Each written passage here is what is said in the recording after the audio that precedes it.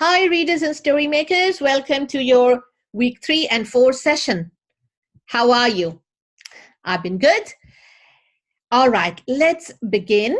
Let's have a look at what we've got. Now, we are still working on characters. As you can see, I'm just scrolling through your symbols and your USpace blog. Reminder about how to put your grow work on, etc., etc. Okie dokie. Now, language of the discipline, which means we're going to encounter some new words, right? We are continuing to explore characters and stories, but now we are looking at character traits, and then we're going to be looking at character quirks. So let's have a look. Everyone's activity 1. Read, watch, and think activity. Don't need a blog post. This very simple video explains to you how characters have different traits or qualities about them. And then it goes on to talk to you about the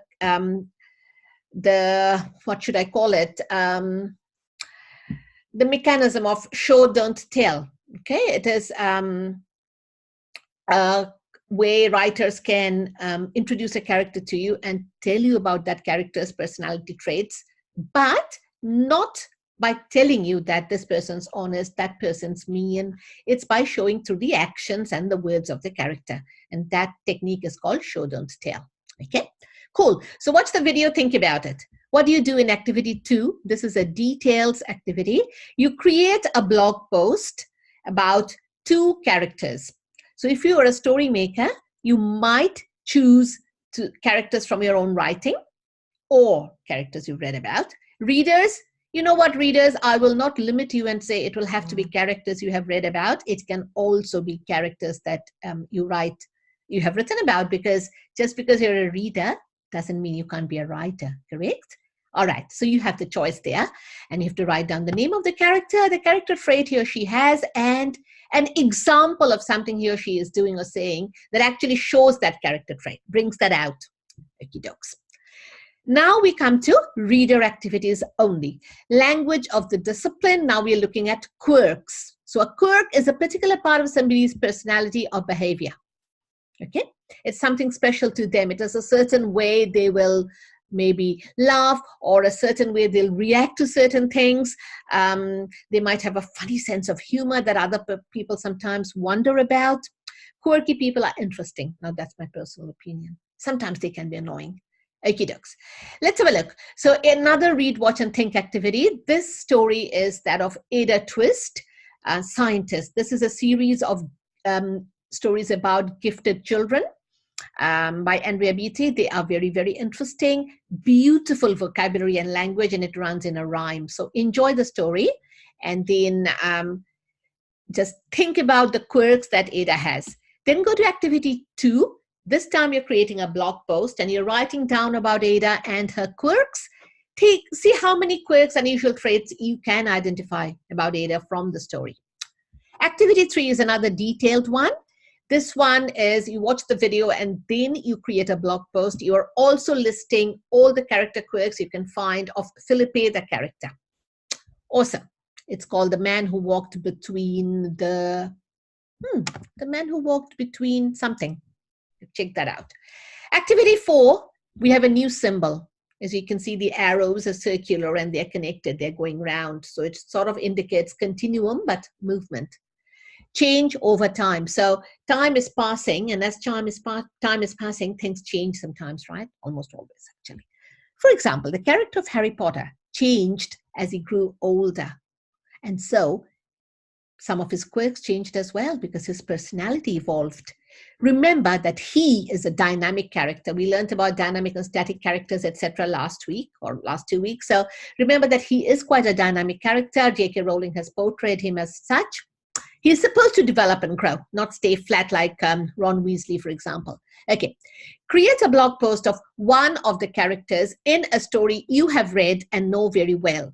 In your blog post, write answers to name of character, name of story, quirks that are very obvious. And do you think this character had these quirks 3 years ago? Do you think this character will have these quirks 3 years from now? Yes? No? Why do you think that? Okay, why or why not? So enjoy this activity, put some thought into it, and go into each other's blog posts and please see what they have posted. It's a very good idea to, to get feedback from your buddies and to grow yourselves as a reader. Readers, that's all for you. Storymaker, your activity. Now, look at that. This is Lion Blaze, the warrior cat. Now, where I have circled here, these are characteristics of Lion Blaze. Okay, some character traits. So you might need to go closer, or you can go now, Kaylin, I know you know how to go to the warrior cat site and look up this picture. You'll get it nice and big. You'll get to see the character traits. What we're looking at is the ethics card. Okay. Sorry, come back to activity 1. You're creating a blog post to give examples of what Lion Blaze says or does that shows 2 of these character traits. Choose 2. Now, ethics card is another one of Kaplan's cards. It makes us think about right or wrong when somebody does something or says something or something happens in a story. Activity 2, create a blog post, write down 5 sentences, only 5 sentences, to tell us if you think Lion Blaze is right or wrong in how he behaves in one part of the story that you choose. So a lot of choice here. Go to a story where Lion Blaze is a major character. Then think of a character trait of Lion Blaze. Choose a place where he's saying something, doing something, and see what character trait comes out. Okay? And then say why you think Lion Blaze is showing that character trait. Give a justification. 5 sentences, no more. Okay, activity 3, language of the discipline, understanding the technique of show, don't tell. As a writer, it's a very, very powerful technique to cultivate. Read, watch, and think activity. Think about it. It's sort of explaining to you the technique of showing versus telling. Then in activity 4, you create a blog post. You go into details. Choose a story that you have written. Choose a character from that story. It can be a protagonist or an antagonist.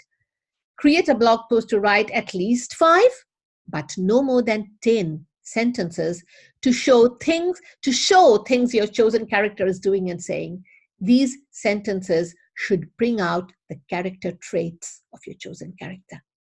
Okay, so not too many activities, but each activity is quite in-depth. So take the quality time to do them. Get in touch with me on Uspace if you have any questions. Look at each other's blog posts and give feedback, and above all, have fun. And I am going to see you guys in class.